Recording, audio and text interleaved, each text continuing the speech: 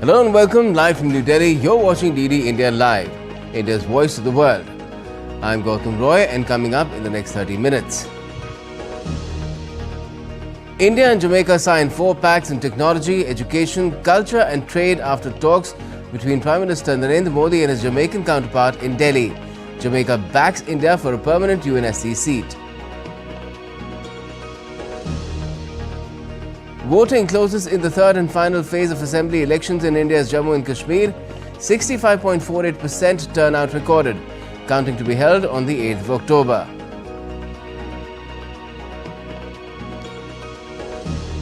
Israel turns its limited operation in Lebanon as an extended raid to push Hezbollah back from the border.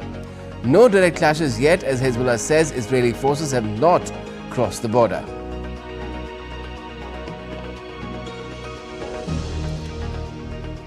And in cricket, despite around 2.5 days rained out, India steamrolls Bangladesh by 7 wickets in the second test at Kanpur, registered a records-filled clean sweep in the 2-test series.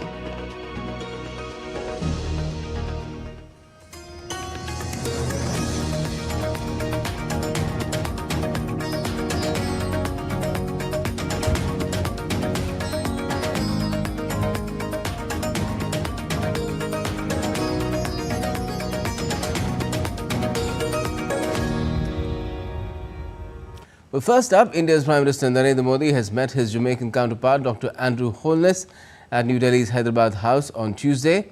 This is Holness's first visit to India and also the first ever bilateral visit of a Prime Minister of Jamaica to India.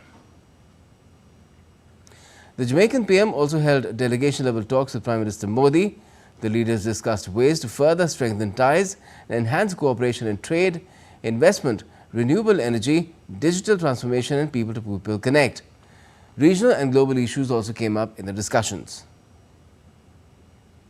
4 memorandums of understanding were inked between the two countries, focusing on areas like technology, education, culture and sports. The MOU on sharing cooperation in the field of sharing successful digital public infrastructure is aimed at promoting financial inclusion and social and economic transformation. Another MOU was on an MOU between NPCI International Payments Limited and eGov Jamaica Limited. This MOU lays the foundation for both countries to assess collaboration in digital payments. An MOU on cultural exchange program was signed, which extends the cultural exchange program from 2024 to 2029. An MOU on sports between the Ministry of Youth Affairs and Sports and the Ministry of Culture, Gender, Entertainment and Sports of Jamaica will establish a framework for developing and implementing detailed proposals for cooperative programs in this area. Over 65% turnout was recorded as of 5 p.m. in the third and final phase of polling in the Jammu and Kashmir Assembly elections. This is the first election in Jammu and Kashmir since the abrogation of Article 370, which granted special status to the region. My colleague Devendu Modal gets us more on this. The third phase of the Jammu and Kashmir Assembly elections witnessed an impressive turnout as voters in large number came out to cast their ballots with enthusiasm. Voting was held on 40 seats across 7 districts of Jammu, Udhampur, Samba and Kathua in the Jammu region, and Baramulla, Bandipora and Kupwara in the North Kashmir region in the third phase. In many polling stations, long queues were seen since morning, signaling the public's desire to have their voices heard. Men, women and even elderly voters were eager to play their part in the democratic process. Paramilitary forces and local police ensured smooth elections. Voter spirit is high. We want to change now. The election is going on. The people are participate about the 65%, 70%. It's a big below in our India in this state. So we will vote. Actually, the people of the politician of India, some people they are not happy with this. Actually, we want to support the people who are in good and the politician mostly. We have now some new faces in politician. The youth wants development, prosperity and else. That is why everyone you looking here is costing their vote, their precious vote for the development of the society and the community. Several major political parties are in the fray, including the Jammu and Kashmir National Conference or the JKNC, People's Democratic Party or the PDP, Bharatiya Janata Party or the BJP, and the Congress Party. Each party is making a final push to secure victory in these key constituencies. Election Commission this time around is hoping that the turnout could perhaps be record number in the recent memory for the elections in Jammu and Kashmir. With camera person Piyush, this is the Biendu model from Gulmarg in Jammu and Kashmir for DD India. India's Finance Minister Nirmala Sitharaman has lauded Prime Minister Narendra Modi's financial credit schemes on Tuesday during a credit outreach program. During her two-day visit to the North Indian state of Arunachal Pradesh's Itanagar, the Finance Minister said that schemes such as Jan Dhan Yojana have made taking loans from the banks more accessible for people. The FM also interacted with monks from Mahabodhi Temple in Namsai, Arunachal Pradesh.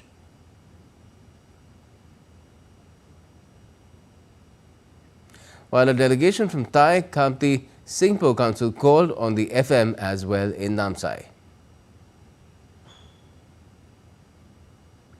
In celebration of the Indian Air Force's 92nd anniversary, a monumental 7,000-kilometer car rally titled Vayu Veer Vijeta is being organized starting from Thois in Ladakh and concluding in Tawang, Arunachal Pradesh.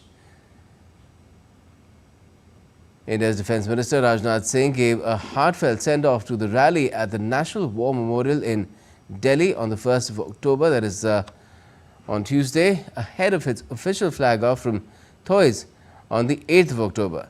The rally will culminate at Tawang on the 29th of October.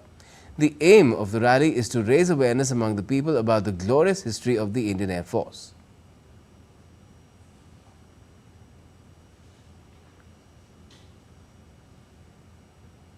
In a significant development regarding India-China relations, India's Army Chief General Upendra Dwivedi announced on Tuesday that diplomatic talks between the two countries have opened up avenues for resolving the ongoing conflict along the Himalayan border.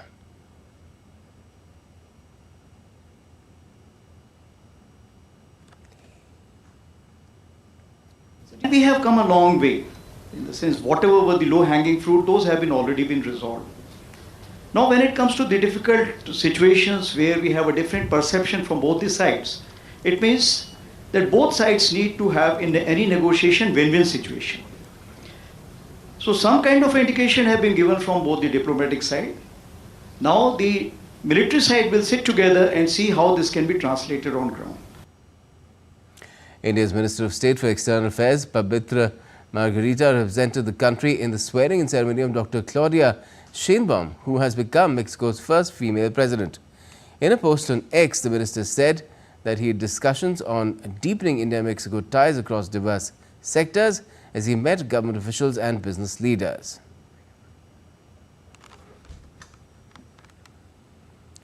Israel has termed its limited operation launched in Lebanon overnight as an extended raid, saying its troops have been in Lebanon for months targeting Hezbollah's network of tunnels and arms caches. There have been no direct clashes so far, and the Hezbollah has even denied the presence of Israeli troops in Lebanon. Both sides also continue to exchange airstrikes and missile fire, with the conflict threatening to become an all-out war. Israel has gone on the offensive after almost a year of cross-border hostilities sparked by the conflict in Gaza.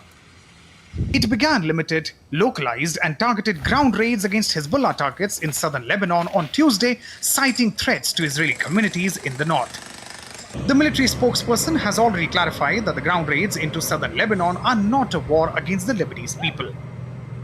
Our war is with Hezbollah, not with the people of Lebanon. We do not want to harm Lebanese civilians, and we're taking measures to prevent that.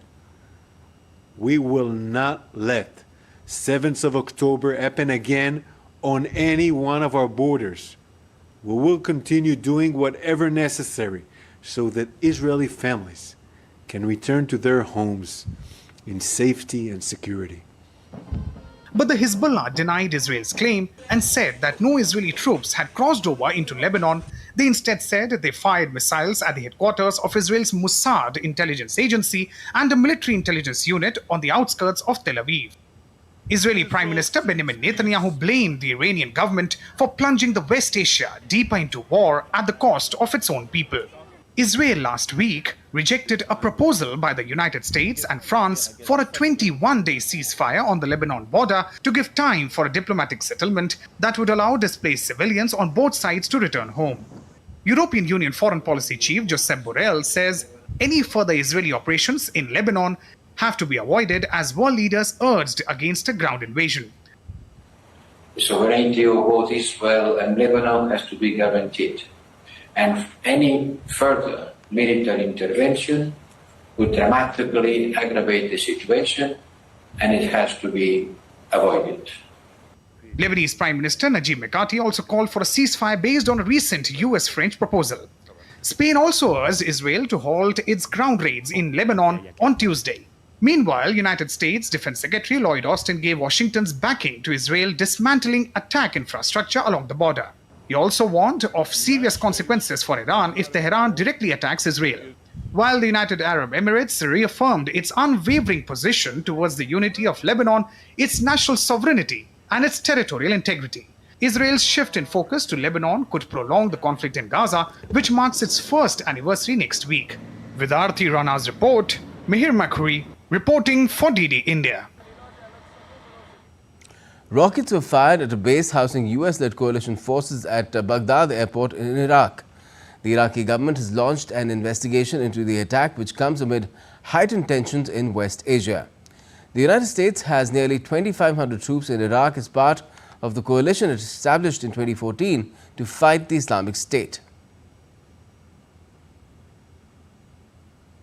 Former Dutch Prime Minister Mark Rutte has taken charge as the new NATO chief. At a ceremony at the NATO headquarters in Brussels, Jens Stoltenberg handed over the gavel to Mark Rutte. NATO officials expect Rutte to maintain Stoltenberg's priorities at the 32-member alliance, rallying support for Ukraine, pushing NATO countries to spend more on defense, and keeping the US engaged in European security. Rutte stepped down as a Dutch premier this year after a record 14 years in the job. My second priority is to step up our support for Ukraine and bring it ever closer to NATO. Because there can be no lasting security in Europe without a strong, independent Ukraine. I know from personal experience with the downing of flight MH17 in 2014 how conflict in Ukraine is not contained to the front lines. So we must do our part. And still to come on this edition of DD India Live, devastating floods wreak havoc in Nepal, killing at least 223 people. Rivers are also in spate in India's downstream state of Bihar. And WikiLeaks founder Julian Assange makes his first public appearance since being freed from a British jail. Says he pleaded guilty for doing journalism.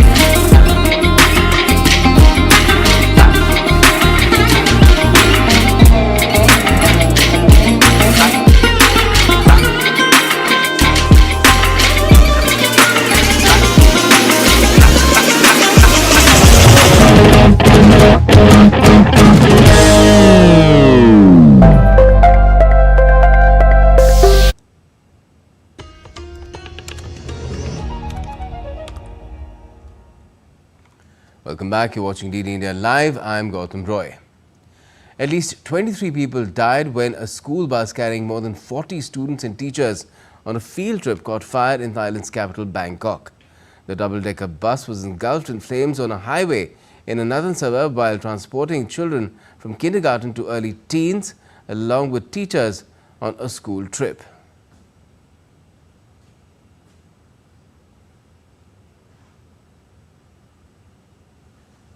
In his first public statement since being released from a UK jail, WikiLeaks founder Julian Assange has said that he chose freedom over justice. Addressing European lawmakers in France, Assange said that he pleaded guilty to US spying accusations, which was necessary because legal and political efforts to protect his freedom were not enough. The 53-year-old returned to his home country, Australia, in June this year after a deal was struck for his release.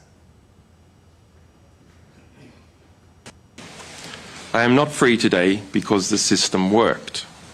I am free today after years of incarceration because I pled guilty to journalism. I pled guilty to seeking information from a source. I pled guilty to obtaining information from a source. And I pled guilty to informing the public what that information was. Former US Treasury Secretary Lawrence Summers says India's economic future is very bright, thanks to the fast-paced growth momentum witnessed in the last 10 years. Summers, who is President Emeritus of Harvard University, was at the Delhi School of Economics where DD India's Mark Lane caught up with him. He paints a bright picture for India's youthful population, who can look forward to a career spans of at least 50 years, during which time he predicts India's economy will grow 30 times. Listen in. Professor Lawrence Summers is President Emeritus at Harvard University. He's been a chief economist at the World Bank. He served as the Treasury Secretary in the Clinton administration. He was also an economic advisor to the Obama administration. We are very privileged to catch up with him here at the Delhi School of Economics. Let's turn to him now. Professor Summers, you said that India could grow by, sixfold and then by 2047. What would be driving this growth? The greater productive capacity that comes from capital accumulation, the application of ever more sophisticated technology, particularly information technology, and a labor force that's becoming increasingly skilled and capable in meeting the needs of the global economy. How would you view the last 10 years of the government of India and the reforms that have been brought around? I think it's been an extraordinarily strong period for India. It's been certainly probably the fastest decade of growth in Indian economic history. I think the greatest successes have been of energizing the economy with major public projects of various kinds. I think it's going to be important going forward to think about the tax and regulatory obstacles that hold back individual and corporate initiative and to think about the process of economic reform. You say that, India's a young country, and you were just talking about how the career span of the future is going to be about 50 years. So what do you think? I mean, what message are you giving to the young people of India? I think that they're alive and launching on their careers at an extraordinarily exciting time. If India is able to grow at 7% a year for the next 5 decades, that would be an extraordinary thing in which the economy would grow more than 30 times over people's lifespans. And at the end of it, India would be very substantially richer than my country is today. And that would be a stunning achievement for a nation and bring stunning benefits to all its people. Professor Summers, thank you very much for talking to us here in ADNA. Thank you, sir. Now, in the European markets on Tuesday, Eurozone inflation dipped below 2%. This has happened for the first time since mid-2002. The dip has reinforced an already solid case for a European Central Bank rate cut this month as a 3-year battle to tame runaway price growth nears its end. Inflation in the 20 countries sharing the euro currency eased to 1.8% in September, primarily due to falling energy costs and muted goods prices.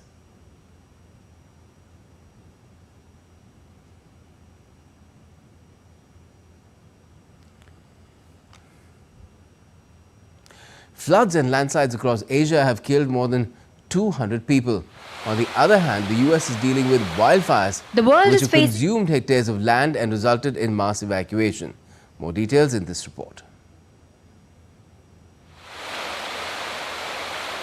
The world is facing the adverse effects of climate change like never before as extreme weather events continue to affect normal life across continents.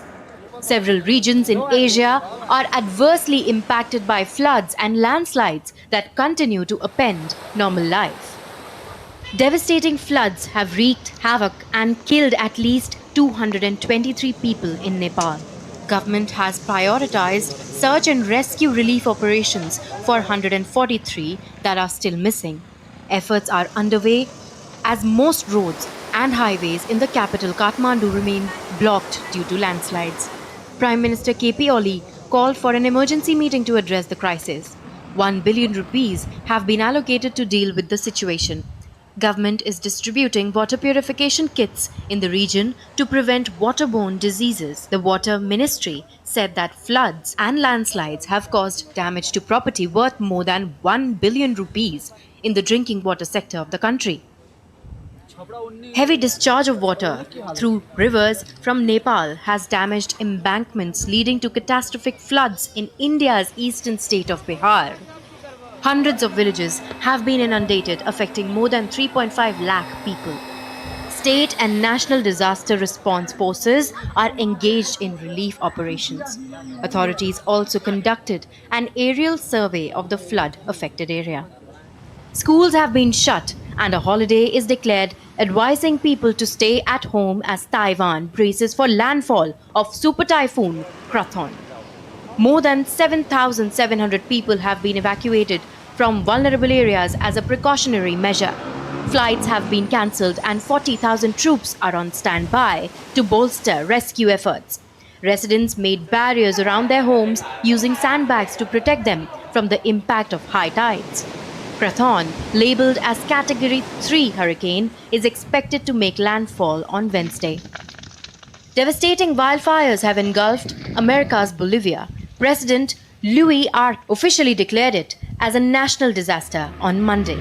The government announced the measure, citing severe air pollution and a sanitary danger due to the fires. More than 7 million hectares of forest has been consumed and the region is facing an environmental crisis. Globally, nations are working together to take measures to reduce global warming as extreme weather events are expected to worsen over the years. Bureau Report, DD India. The 26th Water, Energy, Technology and Environment Exhibition 2024 began on Tuesday at the Dubai World Trade Center in the UAE. Exhibition featured 16 international pavilions from 14 countries, underscoring its global significance in promoting sustainable technologies. The event witnessed a strong Indian presence with 29 leading companies participating in the Indian pavilion. The robust India presence at WETEX reflects the flourishing UAE-India economic relationship. Our expectations from the WETEX is to see that, we explore this market first time here, and also we look forward that how this WETEX will help in our business as well as helping the Dubai manufacturers and the manufacturers all over the world. In Delhi, a walkathon with the theme Bring Alive Yamuna, Hamari Yamuna was organized at the Indira Gandhi National Arts Centre for the Arts in the national capital. The event was flagged off by Prasar Bharati chairperson Navneet Sehgal. Around 500 NCC cadets, officers and locals participated in the walkathon.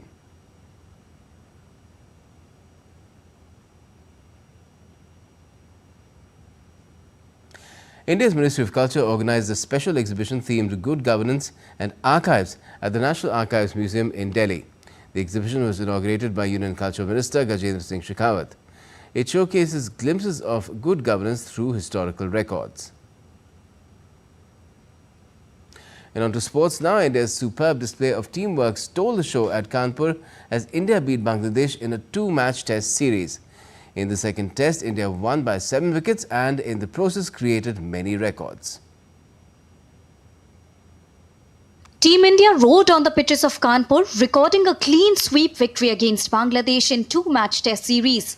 Spin duo of Ravichandran Ashwin and Ravindra Jadeja, along with pacer Jasprit Bumrah, worked their magic as India dismissed Bangladesh in 2-match test series on day 5. In the process, India created many records as well. Yashasvi Jaiswal scored 72 runs from 51 balls in an innings, started with 12 fours and 2 sixes, totaling to 1,166 runs in the World Test Championship 2023-25 cycle, which is now the highest by an Indian and the second highest behind Joe Root in the cycle. Not only this, Rohit Sharma also became the first opener to hit sixes of the first 2 balls in Test innings and the 4th overall. If we talk about India, India smashed the record for fastest team 100 and fastest team double 100 in Test cricket as well.